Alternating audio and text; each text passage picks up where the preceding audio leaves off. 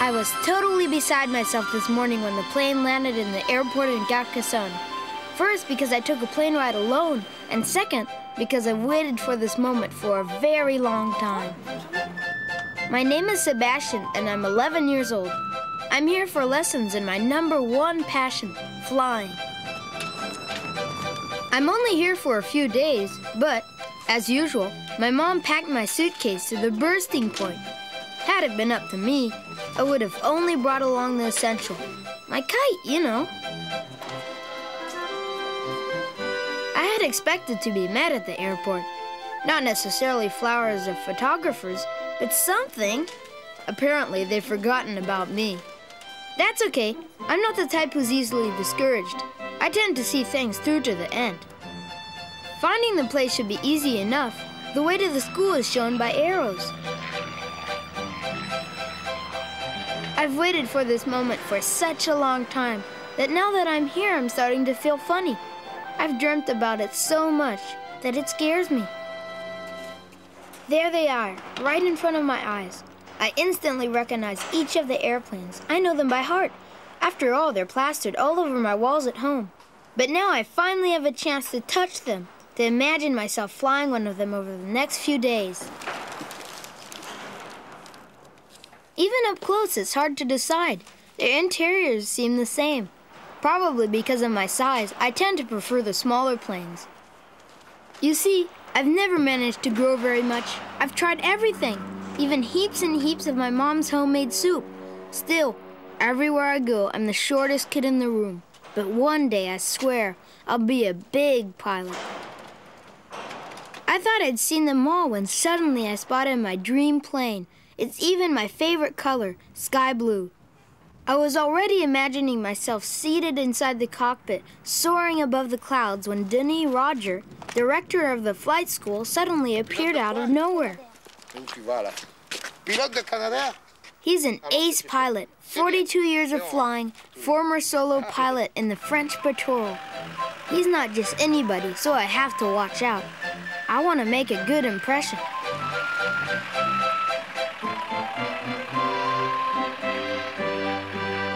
Denis shows me to the dormitory where I'll be staying with the other kids while I'm here. They, like me, are all crazy about flying. All of them, as usual, are taller than me. We're not here to fool around, so we immediately get down to business. First lesson, ground instruction. We learn to operate a computer flight simulator. A small triangle manipulated by a hand lever represents the airplane. That's how we first learn to navigate an airplane and read the instrument panel. I prefer the real thing to the flight simulator right away. Inside, it's like a cockpit. To negotiate the plane, you have to keep your eye on a gauge, which indicates the plane's position in relation to the horizon. Believe me, it requires a lot of concentration. Wow, it's incredible how different the Earth looks from up here. Some people say that the Earth is round, which I always doubted. From up here, I assure you it's completely flat. The first time out, I'm not at the controls myself, but I hope my instructor will let me fly the next time.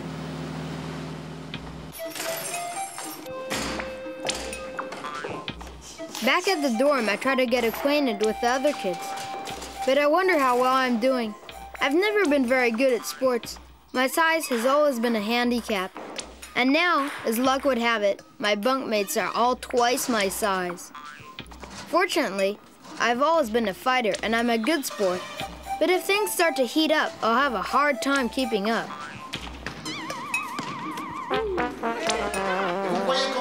At night, Denis gets us all together in the dining hall to tell us about his career. We realize what an exceptional guy he is. He's done it all.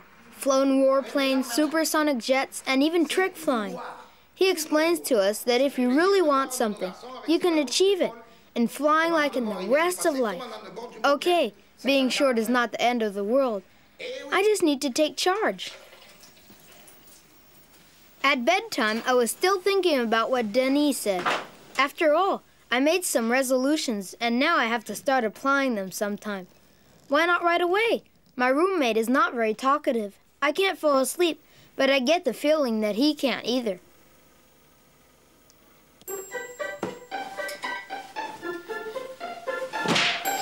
Now's the time to break the ice. A pillow fight is as good a way as any to get to know each other. I think I've found my match.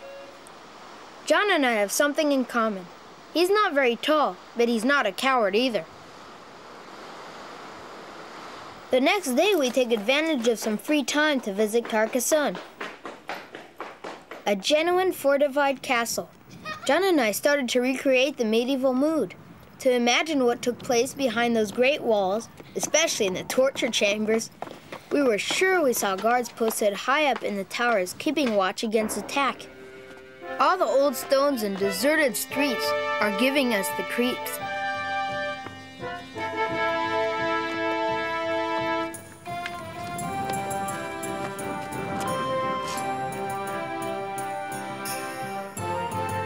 To relax a little, we start a stone throwing contest.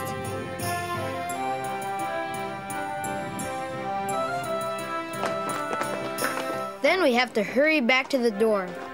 Anyway, it's even better to see Carcassonne again in the afternoon, but this time from way up high.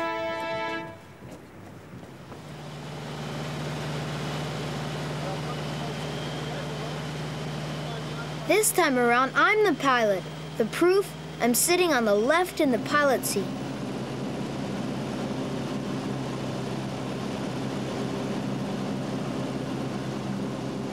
If you don't believe me, look for yourself. I'm holding the throttle and the instructor's not even touching it. Everything is just fine. I'm flying.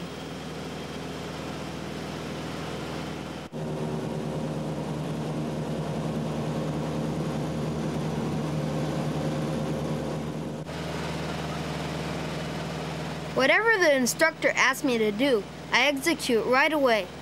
Slow left turn, a little too much maybe?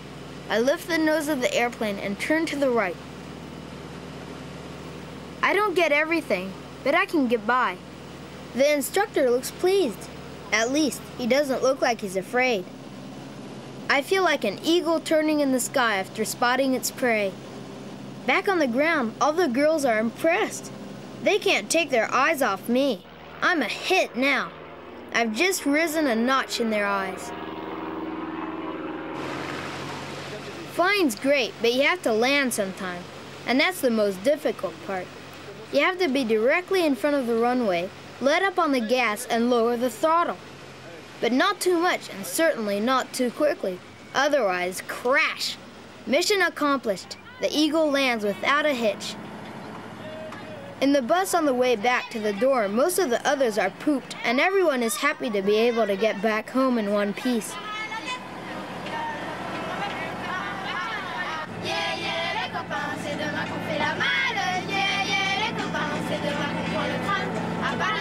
I keep to myself because I'm not ready to leave yet. I'm looking at the road ahead and daydreaming. My head is still in the clouds. I imagine the beginning of flying aboard an old blue plane from the 30s, scarf blowing in the wind. I glide along through the clouds towards America, above the Atlantic, and I catch a glimpse of land on the horizon. I'm free and ageless. Sebastian, the pilot adventurer.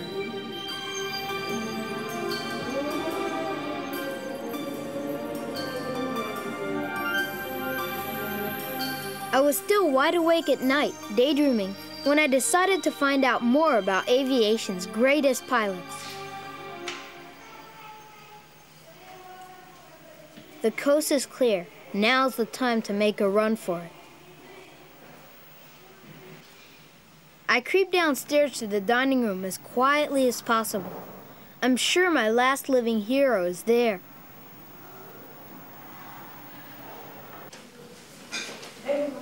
Denis told me the most beautiful story I've ever heard.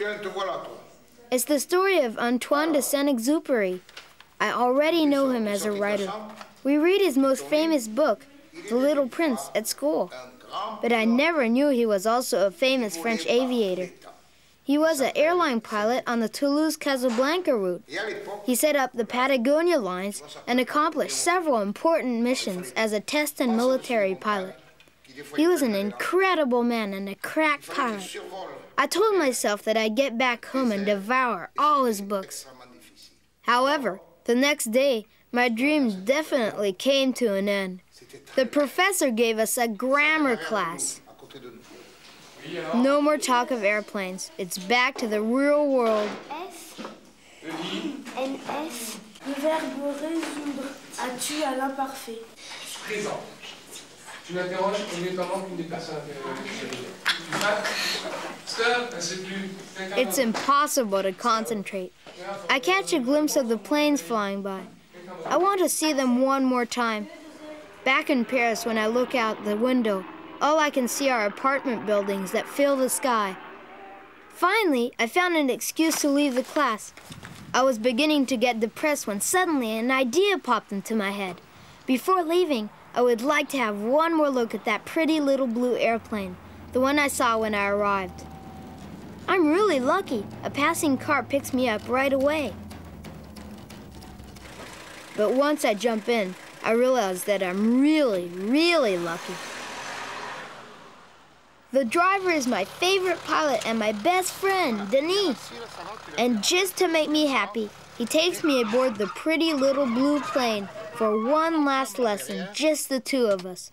What an unforgettable ride. Denis and I hardly say a word and we understand each other perfectly. We have the same passion running through our veins. We only feel at home in the air, in the wide open sky. Right then and there, I knew I'd come back to fly in Carcassonne. I knew I'd have to learn to be patient until the next time. I knew that no matter what, flying is my passion in life.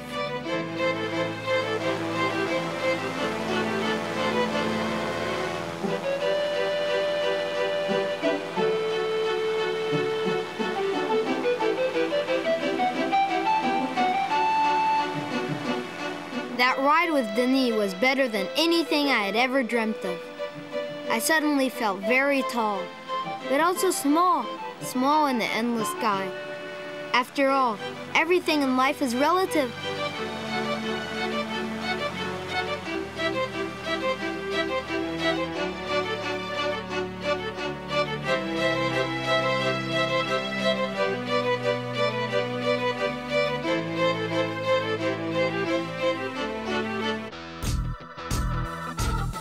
Run it faster than you did before. Hold it every time you go for more. Win it, break the limits as you're soaring high. Never be a loser.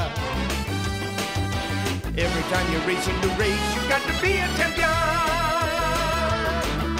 Do it, do the best you can succeed. Get it, reach your goal and take the lead. All you got to be in your life is be a champion.